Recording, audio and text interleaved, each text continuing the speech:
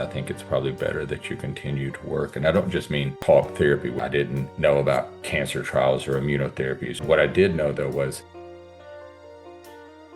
what started the healing process for you in terms of the trauma you went through? Did you need to confront your past? yeah, I think it was way back when I wanted my marriage to work, and my wife said, if this is going to work, we have to go to a counselor. And I think that really began the process that probably 20 years later, whatever time frame it's been since then, it was a long process. I think there's a saying that goes slowly at first and then all of a sudden. And I think that's the way, which I'm actively working on. I don't know that you ever stop working to heal from those things. I think it's probably better that you continue to work. And I don't just mean talk therapy where you sit around and talk about it, because I found that sometimes the more you talk about something, the more it manifests in your life, because then you become focused on just having talked about it. But the work of actually addressing, confronting, and reducing the impact of those events on your life is an honorable task. It's an honorable pursuit. It was really through the cancer, I became much less of a controlling kind of interest. I had less control because that was just too big for me to handle. It was just too big. I had a limited set of things that I could actually influence. And what I realized was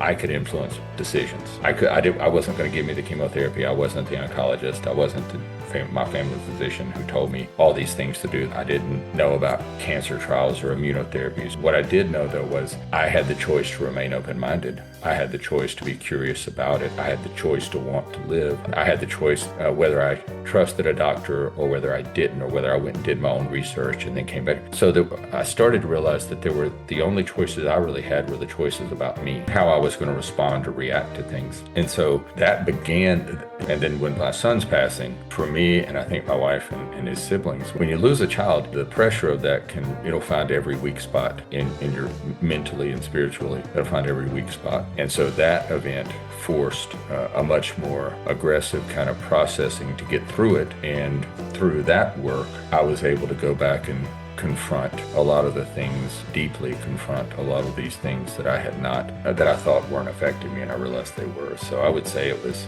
a long time of coming to the conclusion that there were things that were within my control, and there were things that were not in my control. And then making the decision against that loud voice to confront those things and to stop moving forward long enough, not to look backwards, but to confront those issues so that I could then move forward without that burden.